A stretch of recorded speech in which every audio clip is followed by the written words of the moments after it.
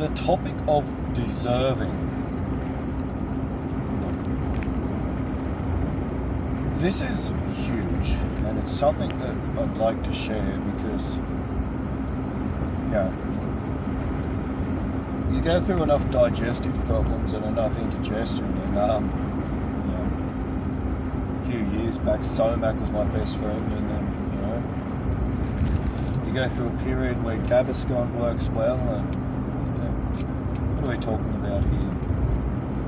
Some people may call it GORD, gastroesophageal reflux disorder. Others may call it indigestion. Others may call it heartburn. There's many different words for it. The long and short of it is we're looking to use some form of carbonate to help stabilise our acids within our body, because we have a discrepancy happening around our solar plexus area. And I want to touch base on the psychological aspects of it, because you start to get this right, your digestion gets better, and the reflux starts to disappear. You start to recognise the true core of the issue. So, I had what we would call a moment. We've all had moments. As men, we can have moments where we're fed up of being challenged, and we call an end to it. We put our boundaries in place and we ensure that that doesn't happen again, and we do it quite assertively, not aggressively. We just speak our truth and honour. That's fine, but it's the real crux of the matter, and I kind of want to touch base on this deserving issue, because some people are givers, some people are takers. Some people need exterior circumstances to find their power, and some people have all the power that available to them sitting within. And I want to give you an objective viewpoint of allowing yourself to imagine being this person that I'm going to give a scenario as. So imagine you're really good at doing, and we're talking about, these are just trauma symptoms, but so you're really good at doing, you're really good at giving, you're really good at giving gifts, you're really good at helping, and look, nothing gives you more feeling of reward than being able to give a gift to someone so that it can enhance their well-being and living. Now, that individual may struggle to receive that gift. Likewise, I've struggled my entire life to receive as well.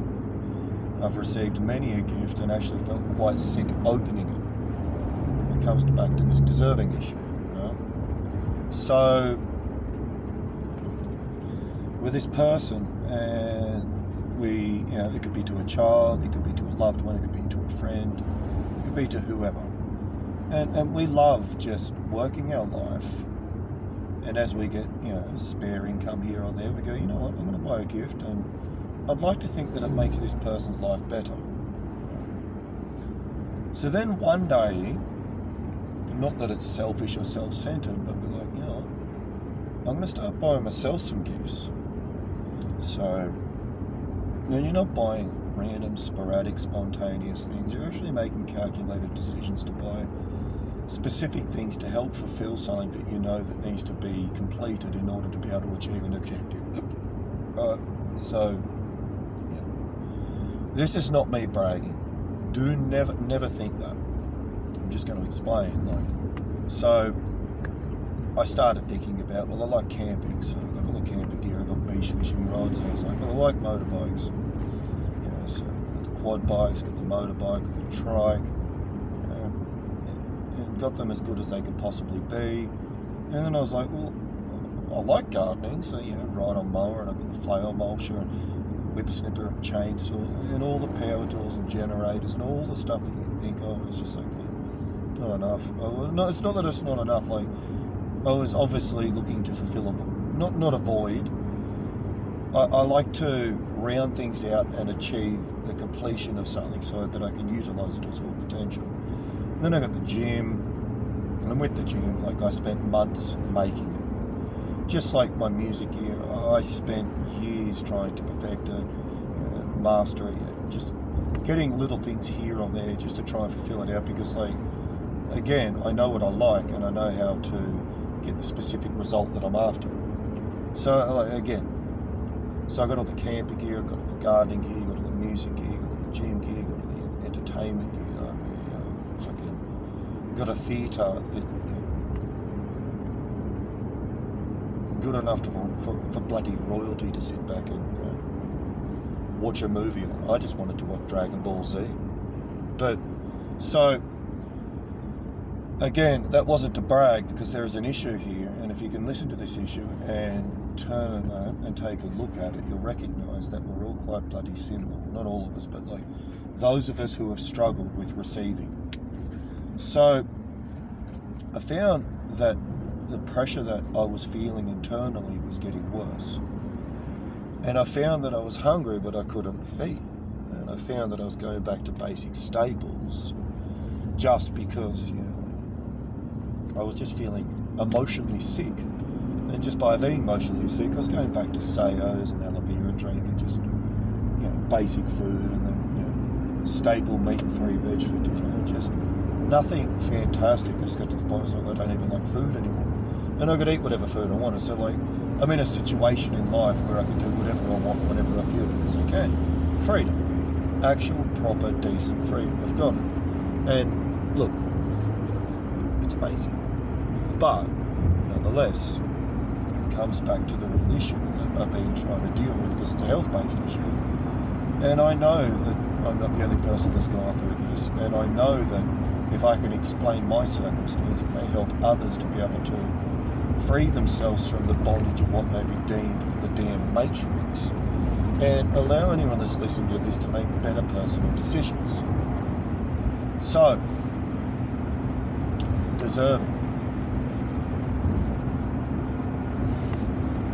Yeah, as I got to the point where I felt like I've got everything, I'm not wanting a thing, and it's just like, but I'm sitting in a state of poverty with third world problems, and I've been in third world situations with third world problems, and I was like, well, I'm better off being in a first world situation with third world problems, whilst I spend the time figuring out what's this issue that I've got, because it's a poverty state, essentially.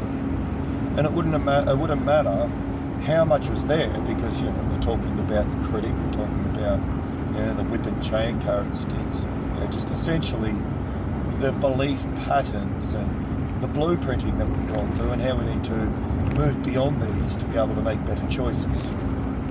And here's my little epiphany for the day, week, month, year for anyone to contemplate who would like to experience better, because we all deserve better, and that is simply this. Growing up, we may have felt like a puppy dog, where we were looking to others to give us the approval on whether or not we deserved something. It's just unacceptable. But maybe when we were a child, different story. But as we become adults, the long and short of it is this. We have the right to approve what we believe we deserve. I'm going to repeat that 3 more times. In Jesus Christ's name, we have the right to approve what we believe we deserve. We have the right to approve what we believe we deserve. We have the right to approve what we believe we deserve. We do not need to look to someone who has control problems, who believe that it is their entitled right to tell you what they think that you do or do not deserve. That's called prostituting compliments. And until we can get this little issue out of the way, where we are not looking for exterior individuals, whoever they may be, to essentially tell us how we should be living our lives, we can take that step to realise that I'm a grown-up, and I'm allowed to look after myself, and I'm allowed to have good things, and I have a right to be able to feel good about this, and I do not need to be concerned about the jealousy of others, because I deserve this, I have earned this, and I am a good human. And if we can recognise that through that we can have security, we can be creative, we can have courage, we can be self-respecting, we can be loving, and we can be empathetic and compassionate.